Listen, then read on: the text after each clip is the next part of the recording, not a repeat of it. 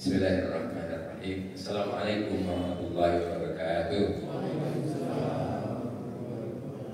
Innal hamdalillah nahmaduhu wa nasta'inuhu wa nastaghfiruh wa na'udzu billahi min shururi anfusina wa min sayyiati a'malina may yahdihillahu fala mudilla lahu wa may yudlil fala hadiya lahu. Asyhadu an la ilaha illallah wahdahu la syarika lahu wa asyhadu anna Muhammadan abduhu wa rasuluh. Allahumma shalli wa sallim wa barik ala sayyidina Muhammadin wa ala alihi wa sahbihi wa sallim tasliman katsiran. Wallahu ta'ala fi kitabil karim. A'udzu billahi minasyaitonir rajim. Bismillahirrahmanirrahim. Ya ayyuhalladzina amanu dzkurullaha dzikran katsiran wasabbihuhu bukratan wa asila. Wa qala Rasulullah sallallahu alaihi wasallam wa majtama'a qaumun fi buyutillah yatluna kitaballah wa yatadarasunahu illa nazalat alaihim as-sakinah wa wasiyatuhumur rahmah wa khafat alaihimul malaikah wa dzakarahumullahu biman indahu. Sadaqallahul adzim wa sadaqa rasulun nabiyul karim. Bapak-bapak dan ibu jamaah masjid Al-Falah ya, semoga selalu berada dalam rahmat dan kasih sayang Allah SWT. Kita bersyukur pada sore hari ini diberikan nikmat sehat, nikmat waktu luang, nikmat iman, nikmat Islam, dan juga nikmat yang lain sehingga dapat melaksanakan ibadah sholat asyar berjamaah sekaligus dalam keadaan berpuasa. Semoga segala amal ibadah kita di bulan Ramadan ini sampai hari yang ke-16 ya, hari ini 16 ya, sampai hari yang ke-16 ini mudah-mudahan yang wajib maupun yang sunnah diterima oleh Allah SWT dan Allah menjadikan balasan yang terbaik bagi kita. Wabil khusus mudah-mudahan Allah ridho untuk amal ibadah puasa kita menjadi wasilah agar Allah masukkan kita ke dalam surganya. Amin ya Allah ya rabbal alamin. Salawat dan salam semoga selalu diberikan kepada suri tauladan kita semuanya, Nabi Muhammad Rasulullah Sallallahu Alaihi Wasallam, dan kepada para keluarganya, para sahabat-sahabatnya semua, kepada para tabi'in, tabi'ut tabi'in, dan alim ulama yang istiqomah mewarisi melanjutkan perjuangan risalah beliau kepada seluruh umat beliau sampai hari ini. Dan semoga salawat dan salam juga diberikan kepada pengikut beliau sampai hari kiamat termasuk kita. Semoga kita ditakdirkan untuk dapat berkumpul dengan beliau di yaumil kiamat dalam keadaan mendapatkan syafaatnya. Amin ya Allah ya rabbal alamin. Bapak-bapak dan jemaah sekalian yang kami cintai karena Allah, di sore hari seperti ini adalah waktu-waktu istijabah untuk berdoa, berzikir kepada Allah, dan juga termasuk diantaranya adalah berinteraksi dengan Allah Subhanahu Wa Taala dengan mempelajari Al-Quran. Perintahnya untuk berzikir sangat jelas. Bahwa sekalian orang beriman, zikirlah dengan menyebut nama Allah, dengan zikir, dengan mengingat Allah dengan sebanyak-banyaknya, dan sucikanlah nama Rabbmu di waktu petang dan pagi hari. Nah, di dalam rangka berzikir itu maka kita harus melakukan sesuatu yang penting, memanfaatkan waktu yang Allah sediakan, terutama di bulan Ramadan sore hari seperti ini, untuk melaksanakan kebaikan, termasuk bertakarub kepada Allah, mendekati Allah SWT. Yang pertama adalah dengan mengkaji ayat-ayat Al-Quran. Rasul pernah bersabda di dalam sebuah hadis, "Wamajtama'a qauman," dan siapa saja yang berkumpul ya, atau suatu kaum yang berjamaah berkumpul-kumpul di dalam rumah Allah, di dalam satu rumah di antara rumah Allah SWT, yang buyutillah, yatruna kitaballah, dengan mempelajari atau membaca ayat Al-Quran, wa tadarasunahu, sambil bertadarus mengingatkan ya, baik bacaannya maupun maknanya, illa nazalat alaihimus sakinah, kecuali Allah akan menurunkan bagi mereka itu sakinah, ketenangan jiwa. Wa wasiyatuhumur rahmah, dan Allah akan menurunkan atau mengalirkan rahmatnya. Jadi ini janji dari Allah melalui Rasulullah SAW. Wa wasiyatuhumur rahmah wa khafat alaihimul malaikah, dan akan mengutus para malaikat untuk duduk bersama di majelis itu sambil memohonkan ampun kepada Allah Subhanahu wa taala.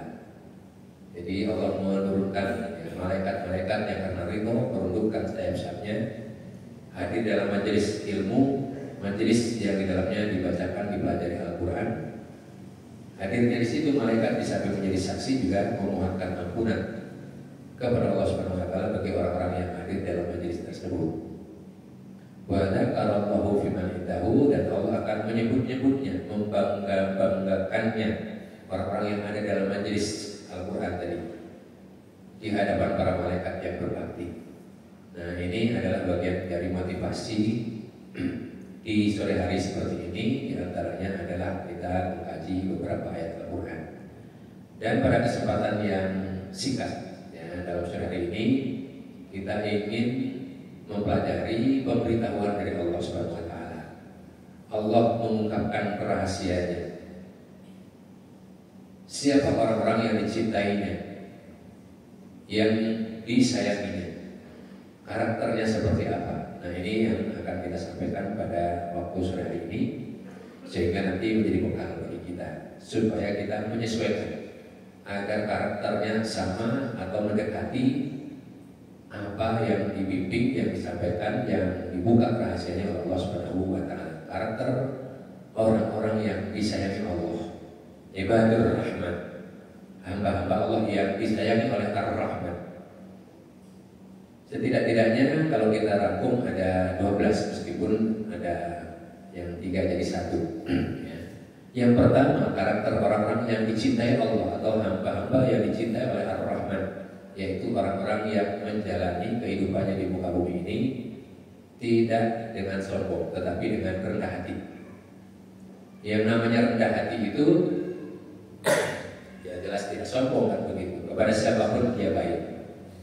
Tidak pernah merasa tinggi, tidak pernah merasa hebat, tidak pernah merasa senior, tidak pernah merasa lebih kaya, dan pernah merasa lebih berilmu dan sebagainya. Rendah hati dia.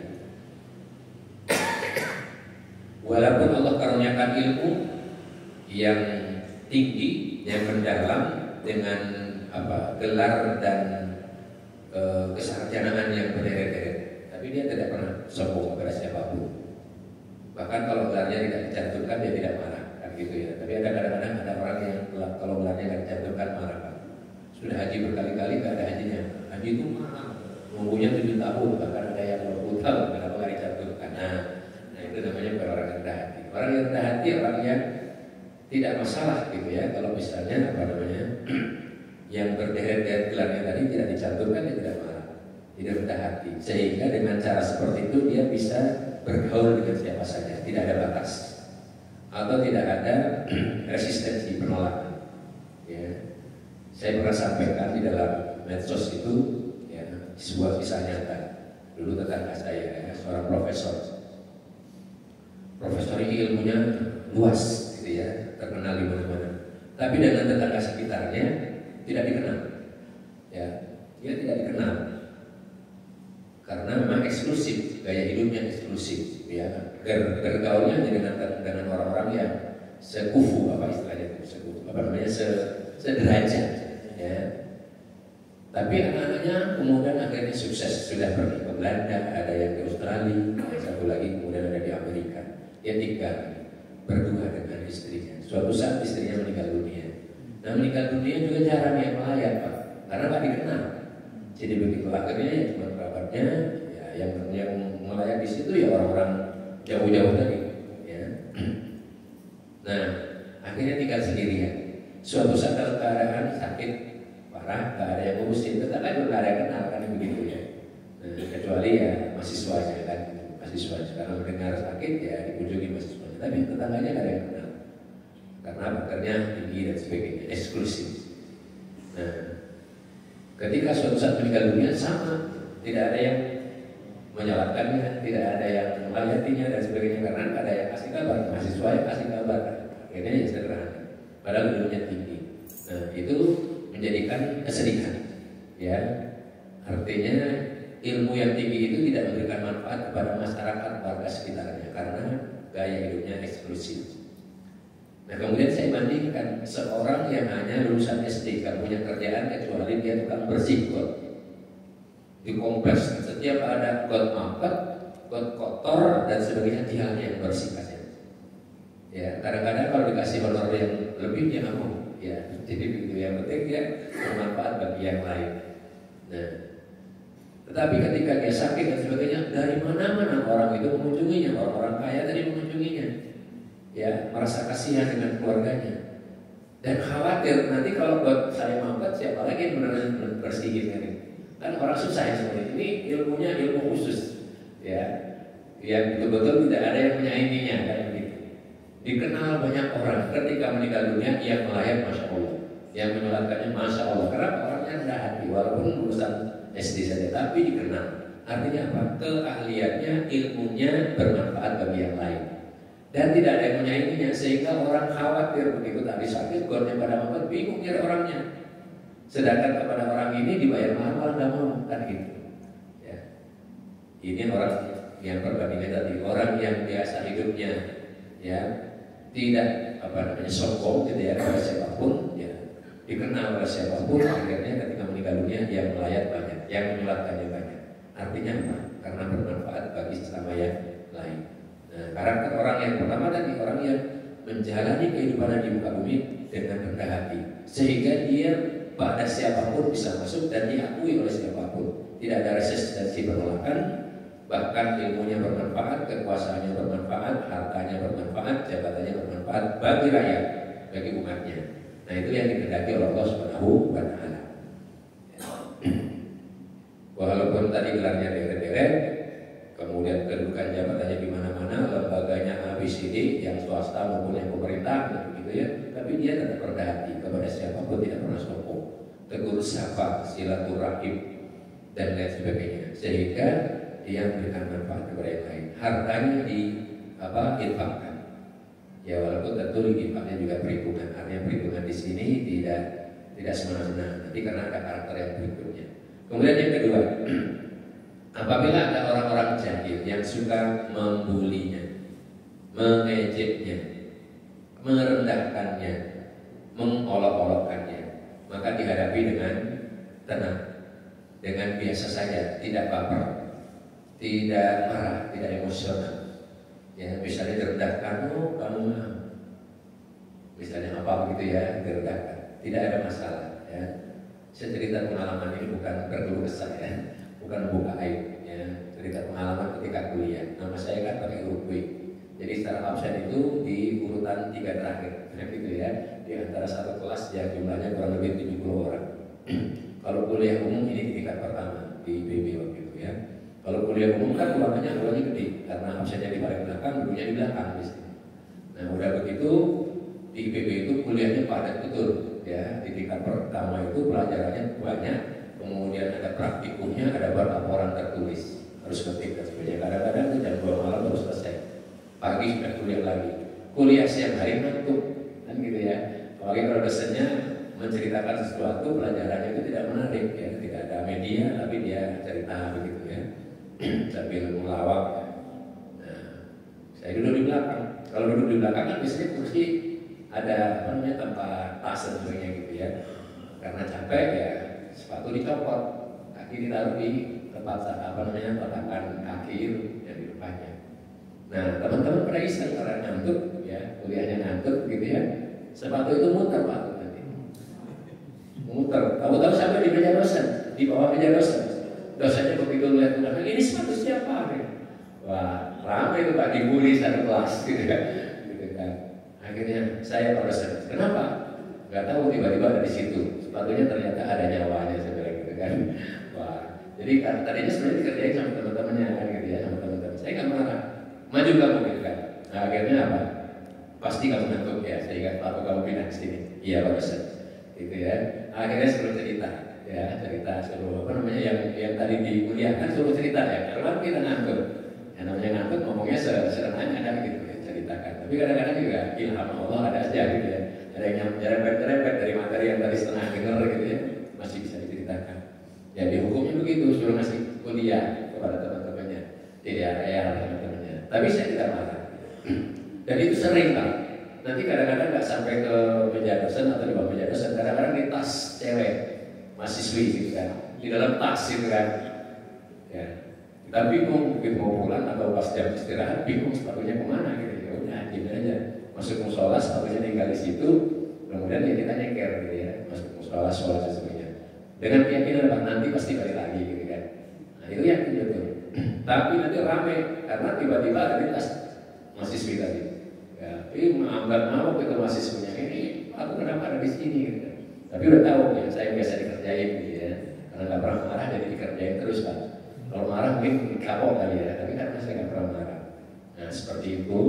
Nah suatu saat ternyata, mohon maaf ini bukan aib.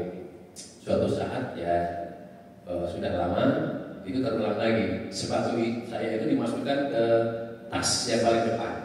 Nah tas yang paling depan itu konon katanya, kata yang lain sih dijodoh-jodohkan dengan saya gitu ya.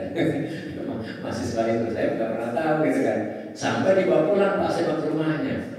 Saya pulang kuliah itu ya sepatu sendal yang 31 ya dibawa kantor saya bawa pulang aja nyeker. Karena kan dulu kuliahnya di Cilibede ya, kampus Cilibede itu dekat. Ya kontrakannya dekat. Jadi nyekeran juga dengan keyakinan pasti besok balik ya.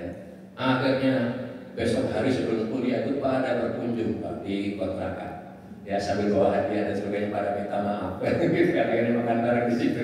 Ya karena tasnya diceri-ceritanya gimana? Ada di tasnya si Anu gitu kan. Dia nangis-nangis, marah-marah, pokoknya harus minta maaf kepada saya. Gitu. Dia bilang gitu.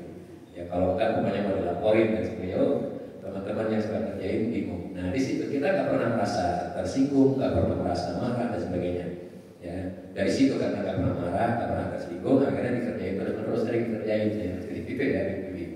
Nah jadi ini pengalaman.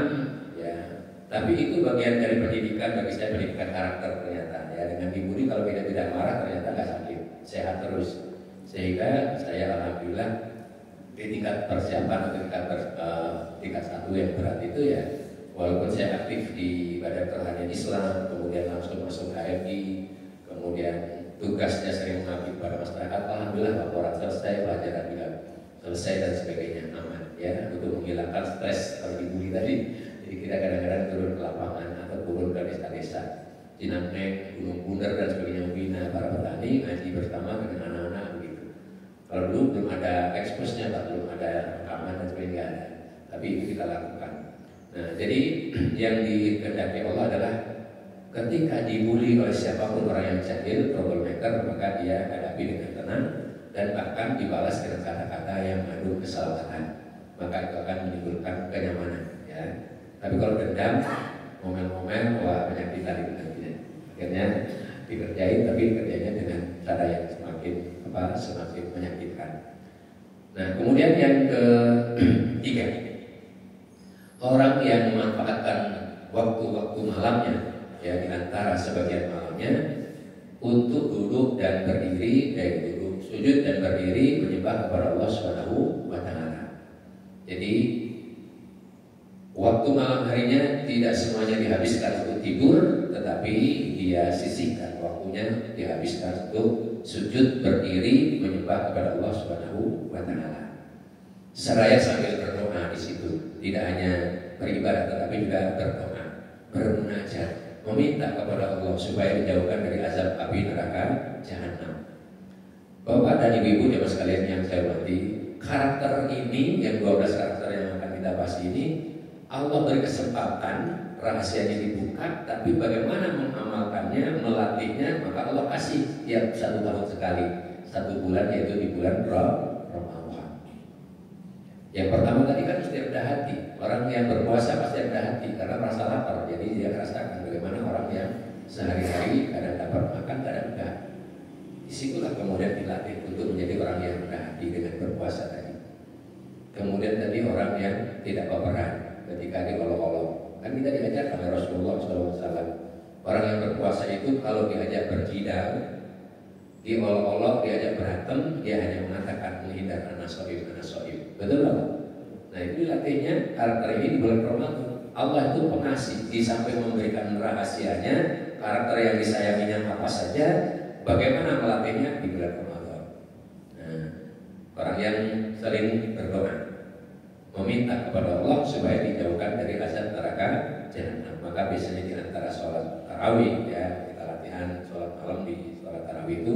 Karena sholat tarawih juga disebut yang mulai. Kenapa disebut tarawih? Karena dilaksanakan santai, tidak terburu-buru. Kadang-kadang satu jeda, ya, dijeda dulu antara salam dengan salam yang berikutnya. Itu kadang-kadang duduk dulu, kemudian berdoa, ya sebentar. Bahkan kadang-kadang diiringi dengan minum air putih, atau kalau rasanya perutnya sudah mulai rada longgar, ya diisi lagi kan gitu. Setelah buka puasa kan, setelah sholat kadang-kadang perlu diisi lagi kurma beberapa biji, ya, beberapa butir. Nah itu kemudian nanti berdiri lagi.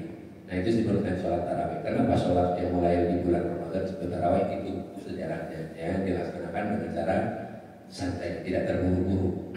Ya, Rasulullah mengajarkannya tidak buru-buru. Rasulullah yang 3 malam itu begitu melaksanakannya. Kemudian ngobrol dulu, ya diskusi dengan sahabat, lalu berdiri lagi, lanjut. Tapi Rasulullah sholatnya sampai menjelang pagi hari, menjelang waktu sahur. Nah, jadi begitu. Bermunajat, berdoa kepada Allah supaya dijauhkan dari neraka jahanam. Jadi Bapak dan Ibu jemaah sekalian, rahasia ini atau karakter yang ditunjukkan Allah ini terdapat di dalam surat Al-Furqan, beda. Al-Furqan, surat nomor 25, mulai dari ayat 63 sampai ayat 74, 75. Kita bacakan ayat yang ke-63. A'udzu billahi minasy syaithanir rajim. Bismillahirrahmanirrahim. Wa ibadur rahmanil ladzina yamshuna 'alal ardi hawnan wa idza khatabahumul jahilun qalu salama. Walladzina yabituna li rabbihim sujjadan wa qiyama. Walladzina yaquluna rabbana ashrif 'anna 'adzaba jahannam inna 'adzabaha kana gharama innaha sa'at mustaqarran wa muqama. Ya, ini tadi penjelasan dari poin 1 sampai dengan poin 4, yaitu ada dalam Al-Quran surat Al-Furqan ayat 63, ya. Dan yang disebut dengan hamba-hamba Tuhan yang Maha Pengasih itu adalah orang-orang yang ketika berjalan di bumi dengan rendah hati, dan apabila orang-orang jahil menyapa mereka dengan kata-kata yang menghina atau istilahnya membuli, mereka mengucapkan balasan yang mengandung keselamatan, ucapan salam, ya, malah disalamin begitu. Kemudian yang memanfaatkan waktu luangnya, orang-orang yang menghabiskan waktu malamnya untuk beribadah kepada Tuhan mereka dengan bersujud dan berdiri. Kemudian orang yang berdoa, orang-orang yang berkata, yang berdoa, ya Tuhan kami, jauhkanlah azab jahanam dari kami, karena sesungguhnya azabnya itu membuat kebinasaan yang kekal. Sesungguhnya jahanam itu seburuk-buruk tempat menetap dan tempat kediaman atau tempat kembali. Nauzubillah min dzalik.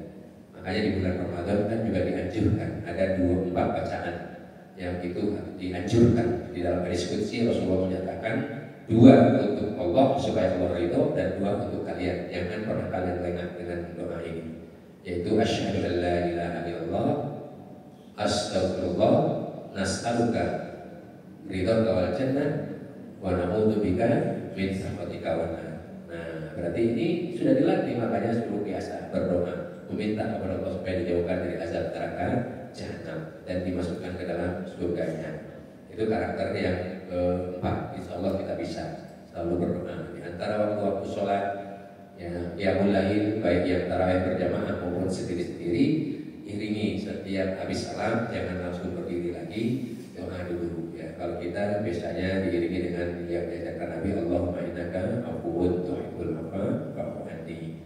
Allahumma innaka afuwwun tuhibbul afwa fa'fu anni. Kemudian Allahumma inna nas'aluka ridhaka wal jannah wa na'udzubika min sakhatika wan nar. Atau tadi asyhadu an la ilaha illallah astaghfirullah nas'aluka ridhaka wal jannah wa na'udzubika min sakhatika wan nar.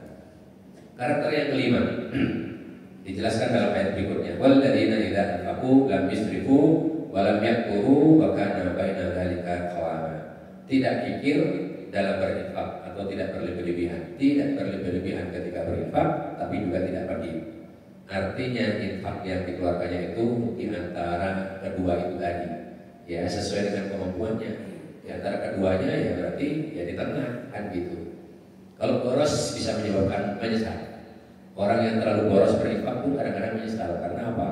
Ada saja perasaan tidak nyaman. Kikir juga sama menyesal. Ya, kenapa cuma sedikit infaknya kan gitu.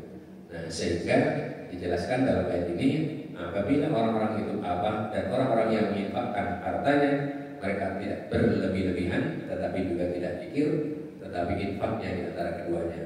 Nah, yang dimaksud infak ini tidak hanya untuk orang lain Bapak dan Saudaraku, tapi juga untuk diri kita sendiri.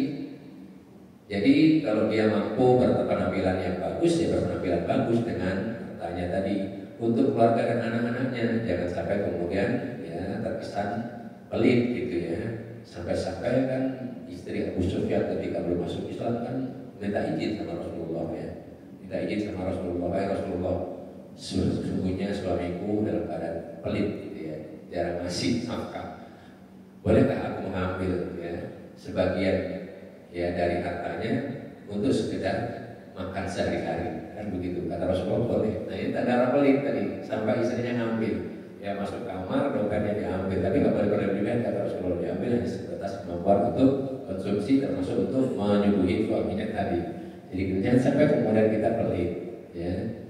Orang yang penghasilannya 500 juta ya jangan pelit. Infaknya di antara yang demikian, yang di antara yang kikir dan berlebihan ya di tengah-tengah gitu. Maka di perhitungannya jelas kira-kira seberapa dia harus berinfak, bersedekah, kemana, siapa saja, itu ada skala prioritasnya. Tidak perlu diekspos kemana-mana. Jadi begitu ya.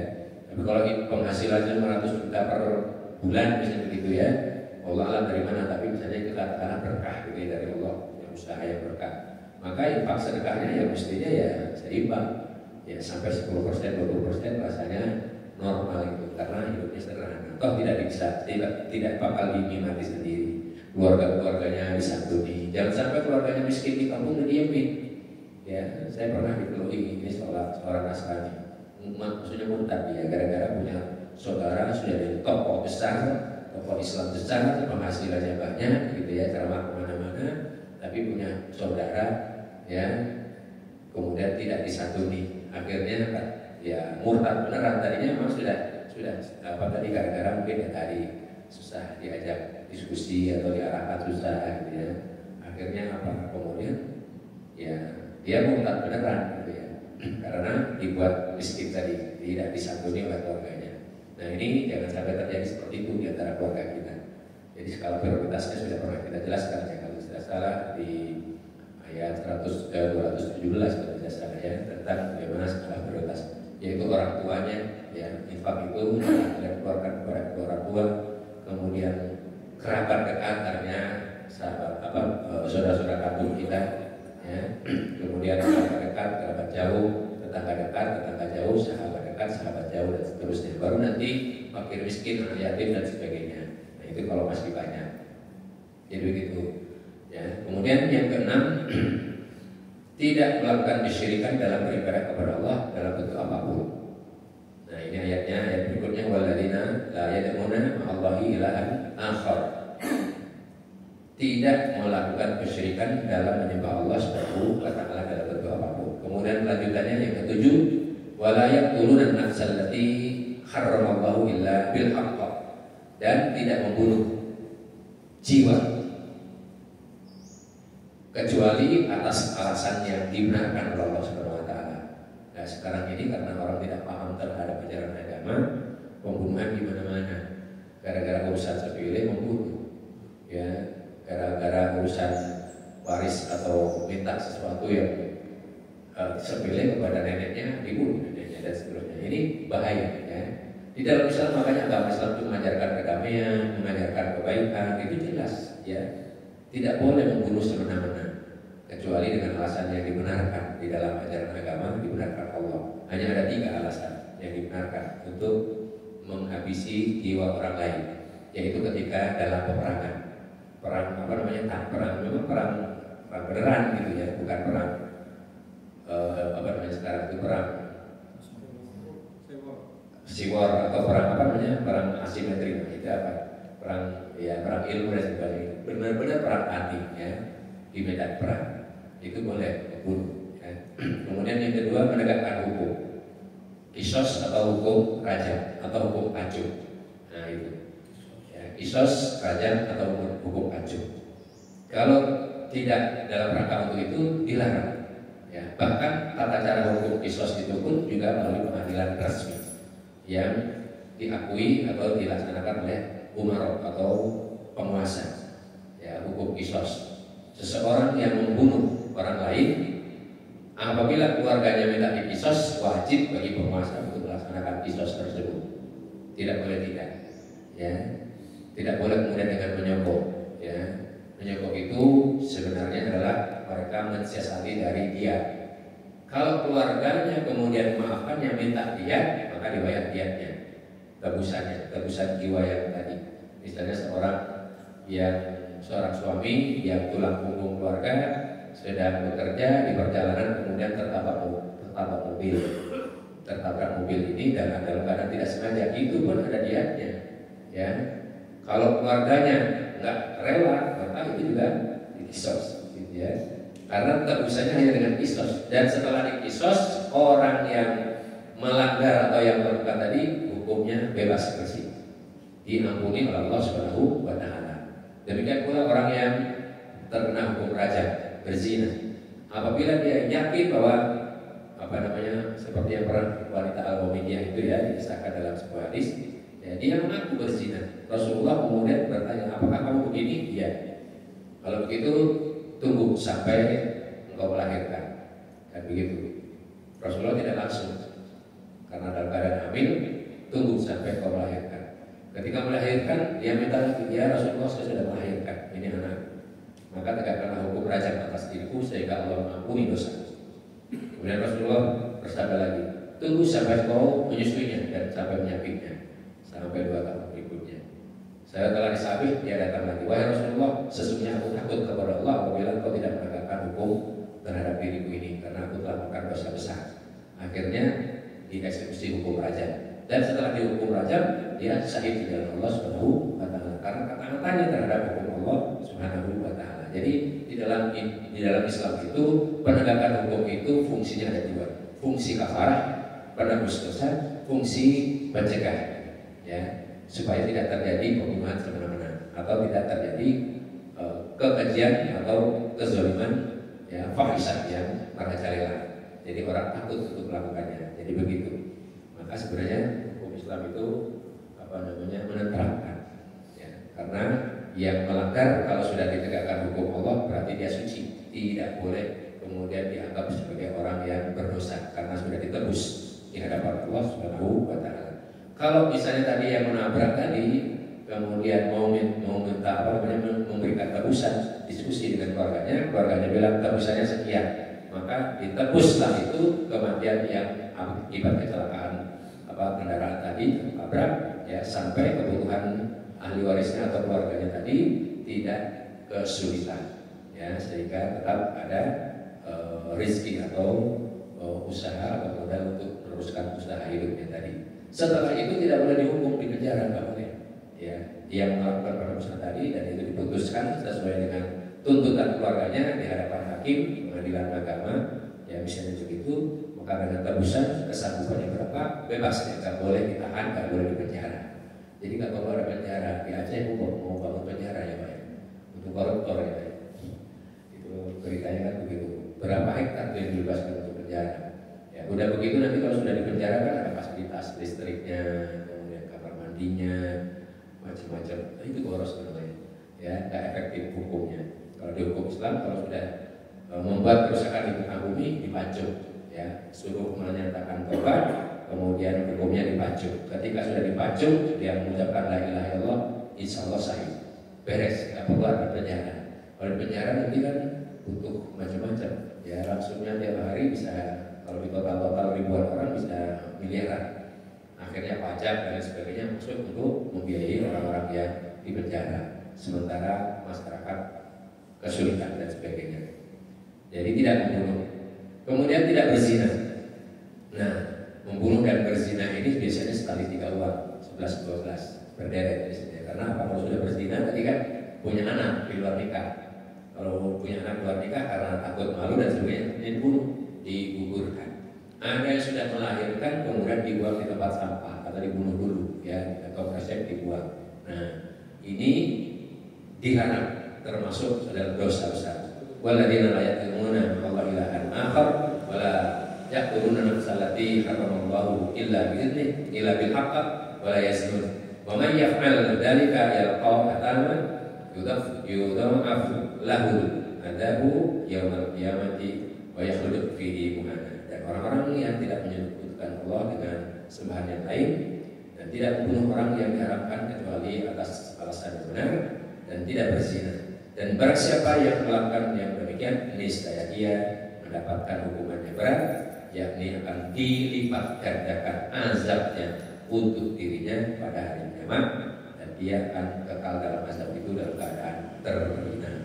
Nah ini, jadi tidak boleh menyekutukan Allah. Menyekutukan Allah itu dari berbuat syirik, ya. Dan ini biasanya orang berbuat syirik biasanya dengan sihir. Makanya orang yang melakukan sihir kesirikan itu di dalam Islam hukumnya dipancung. Dipancung itu dipenggal lehernya, ya. Sama dengan hukum orang yang berkhianat terhadap negara, yang mencuri, korupsi dan sebagainya, hukumnya dipancung. Ya, itu jelas. Kalau kerugiannya banyak, tapi kalau kerugiannya sedikit, ya dipotong persilangan kaki dan tangan.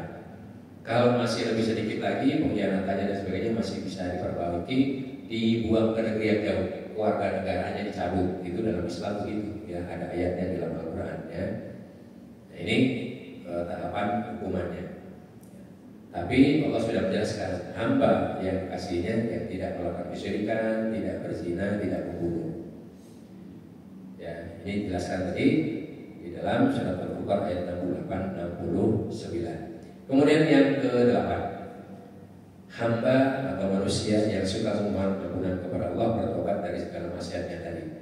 Nah, orang yang tadi katakanlah ya berzina atau mencuri atau berbuat zalim atau berbuat yang fahisah yang lain, tidak ketahuan, itu maksudnya, ya, tidak ketahuan. Tapi dia kemudian bertobat, ya, sebelum dapat ditangkap, sebelum bisa diadili, dia merasa bahwa dirinya berdosa, kemudian bertobat.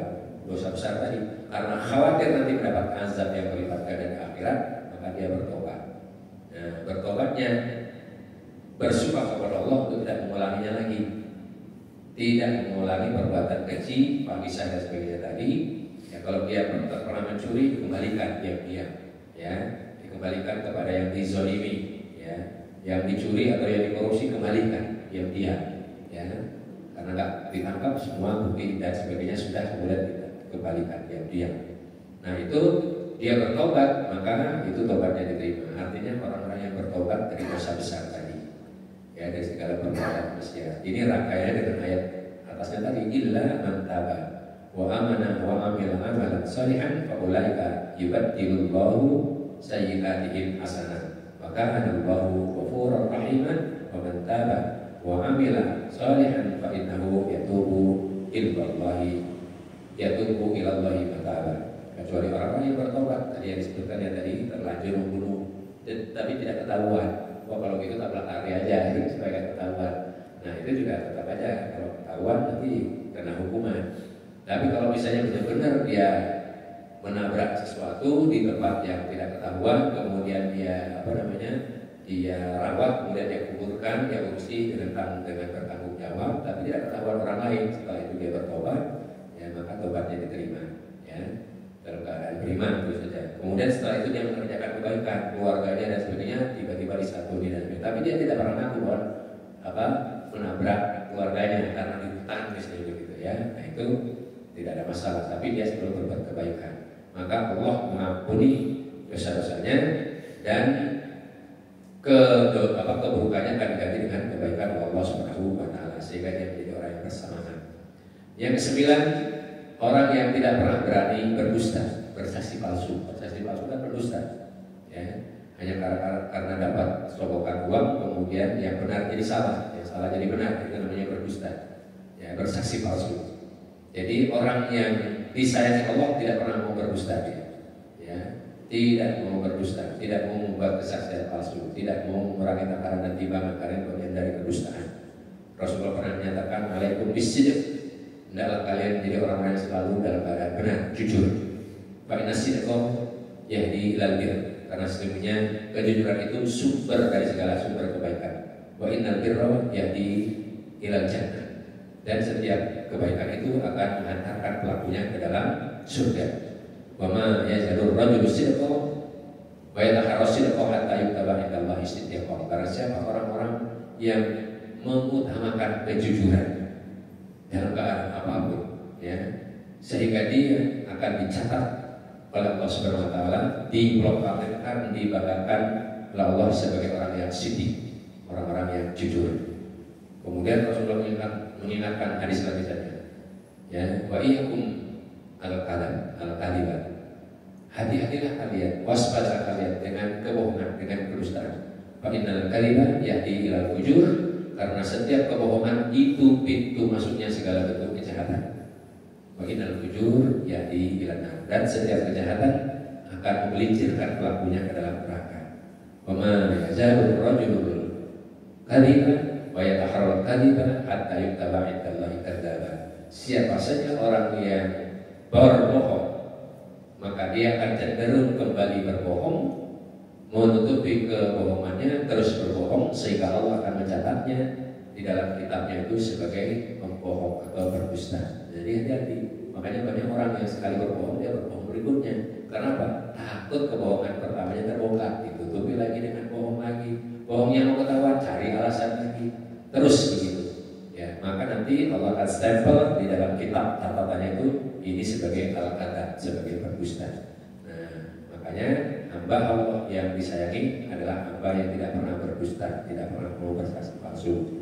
Yang ke-10, yang senantiasa menjaga diri dari segala perbuatan atau kata-kata yang tidak berguna.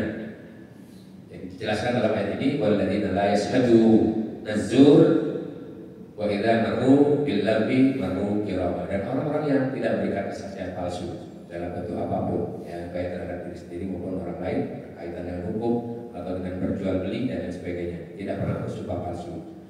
Dan apabila bertemu dengan orang-orang yang mengerjakan perbuatan-perbuatan yang tidak berfaedah, ya, lagau itu tidak bermanfaat, mereka berlalu, mereka menghindar, berlalu menghindar dengan tetap menjaga kehormatan dirinya.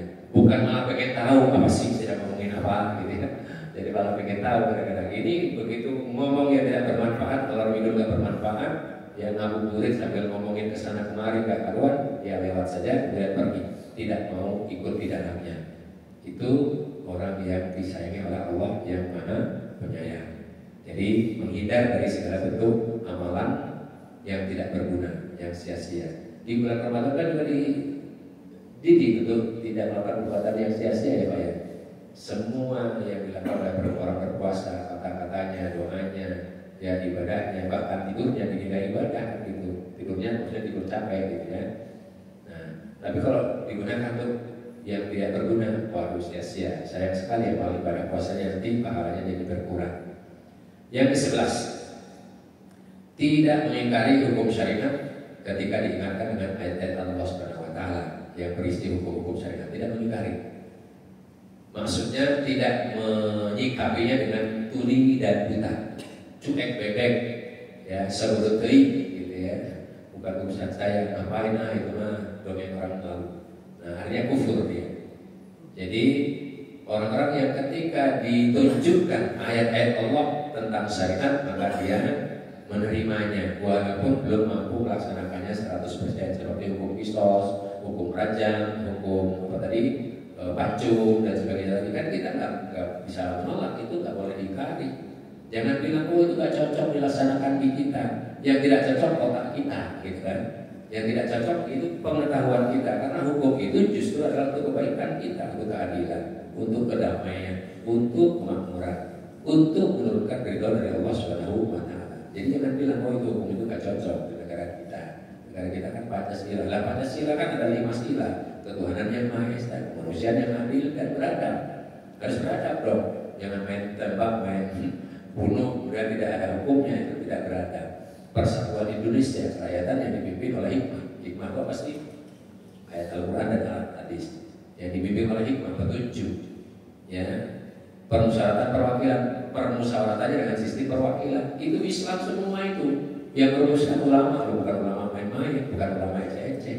Pancasila itu tujuan syariat, ditegakkannya hukum syariat ya Pancasila itu. Maka kalau ada orang Islam yang anti Pancasila, nggak paham dia, karena ini merumuskan ulama. Sebenarnya itu ada filosofi. Ketuhanan yang Maha Esa itu artinya tauhid, tidak boleh ada penyimpangan, ada sesat, ada syirik, ada dukun, tidak boleh. Karena ketuhanan yang Maha Esa, kemanusiaan yang tidak beradab supaya apa? Supaya jiwa-jiwa manusia di dalam negeri kita ini tidak boleh kemudian mati dalam keadaan sia-sia tidak ditegakkan hukum. Jadi begitu. Persatuan Indonesia maksudnya apa? Menjaga akal budi manusia supaya beradab berakhlak, supaya tidak mudah dipecah belah. Wa'tasimu bihablillahi jami'an wa la tafarraqu. Kewajiban kita umat Islam menjaga persatuan dan kesatuan, kekuatan itu dengan jamaah, dengan persatuan dan kesatuan wajib justru itu. Kerakyatan yang dipimpin oleh hikmah, yang namanya kerakyatan, urusan rakyat itu dipimpin oleh hikmah, bimbingan Allah dan Rasulnya. Bagaimana memutuskannya? Dengan musyawarah. Musyawarah ini gimana? Perwakilan orang-orang hebat, pemikir-pemikir yang taat kepada Allah yang bermusyawarah di situ. Gak perlu biaya mahal. Menentukan pemimpin juga sama, dipilihnya dengan ahlul hamil, ahlul akli wal akti. Orang-orang utusan daerah, utusan kepala suku, utusan ya kelompok ABC, semuanya ada utusan. Yang diutus adalah orang-orang yang hebat, bukan orang-orang yang tidak mengerti apa-apa. Kemudian bersepakat, karena apa? Tujuannya adalah untuk kemakmuran, kedamaian, kita ditauhid. Untuk apa? Supaya tidak terjadi pembunuhan semena-mena, supaya tidak dipecah belah. Akhirnya sepakat. Bukan orang sembarangan. Itu filosofi yang 5 sila itu sebenarnya dirumuskan oleh para ulama, dan itu intisari dari al-khamsah maqasid syariah. 5 maksud tujuan ditegakkannya hukum syariah. Nah, sehingga berarti tidak boleh ada orang yang nasabnya tidak jelas. Maksudnya nasabnya tidak jelas, dia mewakili orang Sunda tapi ternyata bukan orang dari Sunda. Ada yang boleh begitu, Pak? Nah, ini gara-gara tidak sesuai dengan syariat. Di dalam syariat itu tujuan syariat diantaranya harus melindungi nasab. Nasab seseorang itu jelas sampai ke atasnya, sehingga perwakilannya jelas bahwa ini bukan wakil dari nasab kita. Kok dia tiba-tiba mengatakan perwakilan kita, mewakili kita. Begitu sudah jadi wakilnya, dia tak ngurusin kita. Terjadi nggak? Terjadi nggak? Kan gitu ya. Karena wakil kita bukan dari orang Bogor misalnya gitu kan. Ya, dari mana? Akhirnya apa? Nasabnya gak jelas, istilahnya begitu. Nah, Islam itu melindungi nasab, sehingga ketika musyawarah yang diutus itu nasabnya jelas, wakilnya si A, wakilnya kabilah ini, yaitu punya hak bicara jelas, ya, punya hak untuk bermusyawarah, mewakili masyarakatnya, mewakili kepentingan rakyatnya yang diwakili kelompoknya tadi. Jadi begitu. Nah, jadi sebenarnya 5 sila itu ya intisari dari penegakan hukum syariat. Cuman bahasanya dibuat bahasa ya yang tidak radikal gitu, sehingga kelompok lain itu tidak tahu ya bahwa itu sebenarnya adalah maksud ditegakkannya hukum syariat. Keadilan sosial bagi seluruh rakyat Indonesia. Artinya apa? Harta kekayaan itu supaya tidak dikuasai oleh segelintir orang. Keadilan bagi seluruh rakyat Indonesia. Itu maksud syariatnya apa? Hifdzul mal, dalam Islam namanya hifdzul mal, menjaga harta kekayaan negeri, kekayaan rakyatnya supaya merata, adil dan makmur. Jadi itu intisari sebenarnya. Makanya kalau ada orang Islam anti Pancasila ya dia tidak paham sejarahnya, karena yang rumuskan itu hanya bentuk filosofi aja kalimatnya. Ketuhanan yang Maha Esa itu ya kalimatnya la ilaha illallah, ya Pak ya, nggak ada yang lain kan gitu. Jadi sebenarnya itu makanya kalau negara ini ditegakkan dengan sistem syariat, Pancasila pasti terwujud, dan mungkin tidak. Filosofi itu pasti akan terwujud, kedamaian terwujud, keberkahan terwujud, kemakmuran terwujud. Yakin, karena itu janji dari Allah Subhanahu wa Ta'ala, dan itu yang dirumuskan oleh para ulama. Jadi begitu. Maka hamba yang disayangi di antara hamba-hamba yang disayang Ar-Rahman adalah yang tidak mengingkari hukum-hukum syariat ketika diingatkan. Ya, dijelaskan walladzina idza dzukiru bi ayati rabbihim lam yakhirru 'alaiha summa wa umyana, dan orang-orang yang apabila diberi peringatan dengan ayat-ayat Tuhan mereka tidak bersikap sebagai orang-orang yang tuli dan buta. Orang-orang tuli dan buta itu maksudnya gimana sih? Diteriakin juga gak dengar, ya, dipelototin juga gak lihat. Nah itu perumpamaan saja, sebenarnya adalah orang kafir. Nah, orang yang kafir pasti dibenci Allah, tapi kalau yang mentaati hukum-hukum syariat Allah pasti disayang Allah Subhanahu wa Ta'ala.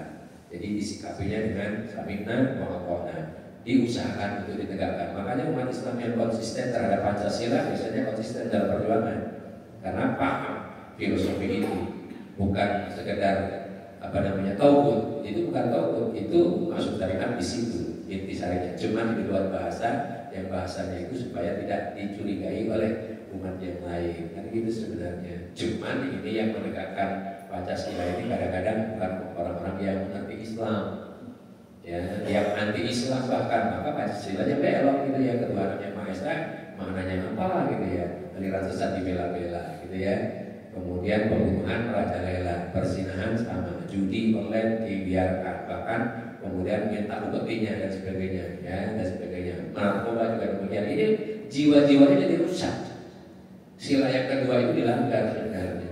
Persatuan Indonesia, ya, kelompok orang ini dipecah belah, ya, yang kritis dikriminalisasi, yang nurut walaupun melanggar hukum disanjung-sanjung. Nah, persatuannya rusak.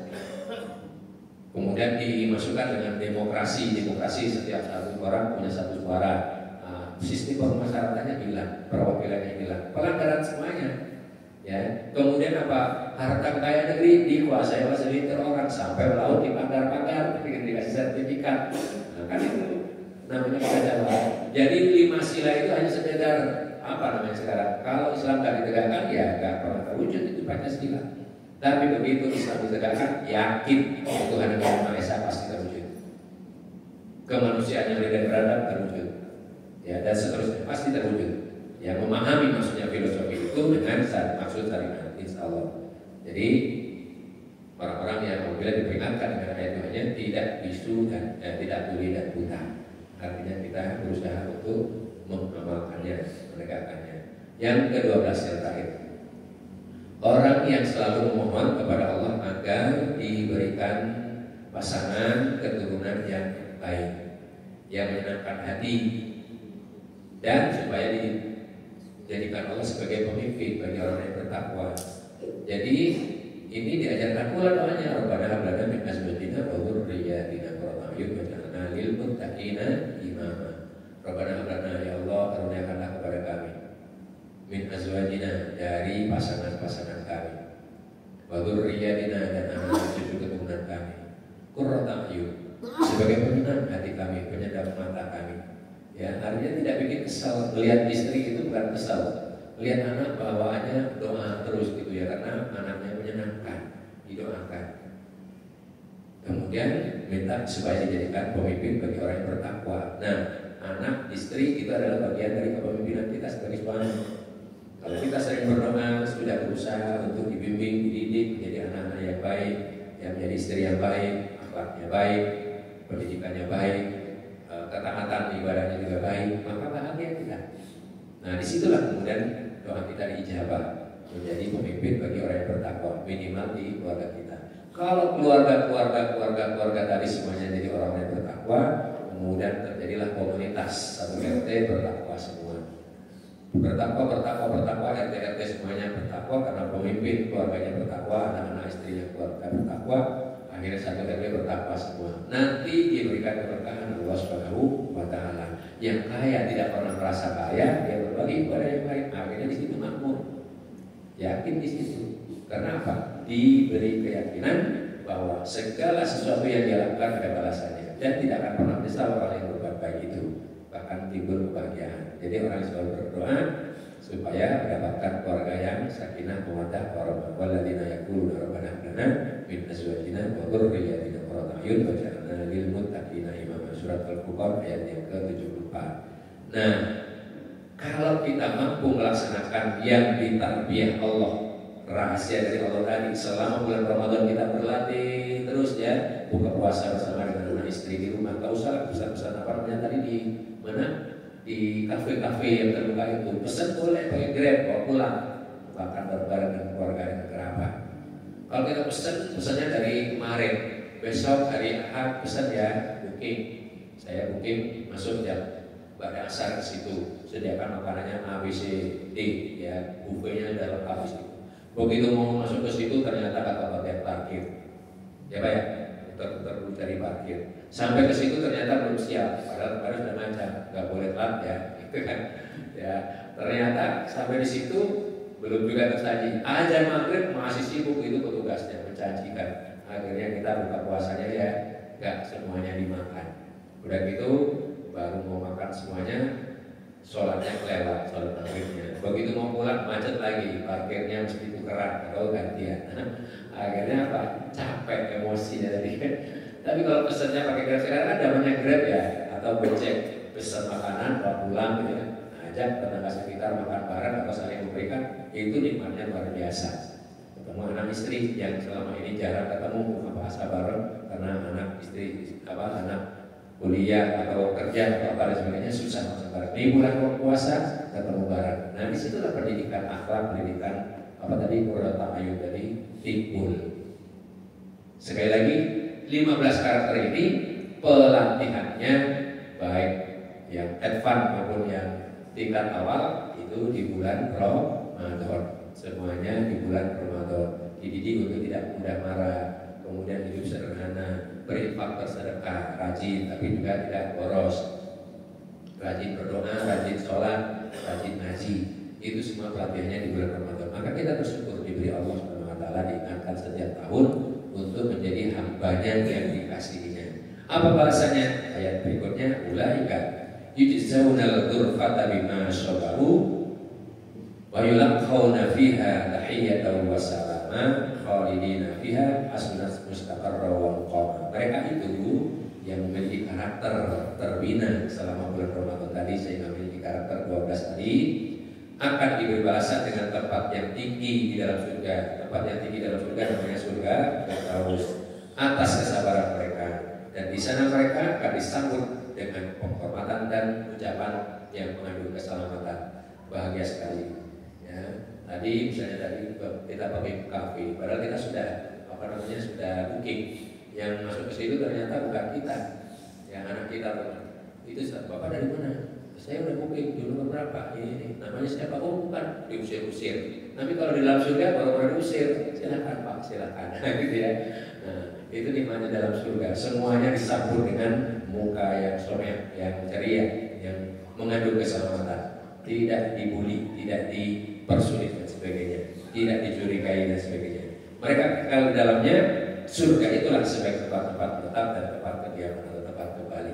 Nah inilah ya jadi Allah Subhanahu Wa Taala dengan bulan puasa di bulan Ramadan. Nah ayat ini juga diperkuat dengan surat Al-Mu'minun ya, yang 11 ayat yang pertama tadi, qad aflahal mu'minun dan seterusnya tadi. Nah Bapak dan Ibu saudaraku yang dirahmati Allah Subhanahu Wa Taala yang kami cintai, inilah yang dapat saya sampaikan untuk memotivasi diri saya pribadi dan Bapak Ibu sekalian, supaya bulan Ramadan ini bisa mendidik kita, mentarbiah kita menjadi hamba-hamba yang disayanginya, sehingga kelak Allah ridho memasukkan kita ke dalam surga Firdaus bersama dengan para nabi, para siddiqin, para syuhada, para salihin. Amin ya Allah ya rabbal alamin. Terima kasih. Mohon dimaafkan apabila ada kesalahan-kesalahan. Selamat menunaikan ibadah puasa. Taqabbalallahu minna wa minkum, taqabbal ya karim. Saya mengucapkan permohonan maaf lahir dan batin walaupun belum sampai hari raya. Ya, kalau ada kesalahan-kesalahan di dalam saya mengantarkan materi, menyampaikan materi, karena yang dulu di depan di sini bukan yang lebih pintar bapak-bapak sekalian, tapi ini adalah bagian dari tausiah kita untuk mengingatkan, sama-sama mengingatkan tawasul bil haq dan tawasul bis sabar. Sekali lagi terima kasih dan maaf. Subhanallah wa bihamdika asyhadu an la ilaha illa anta astaghfiruka wa atubu ilaik. Assalamualaikum warahmatullahi wabarakatuh.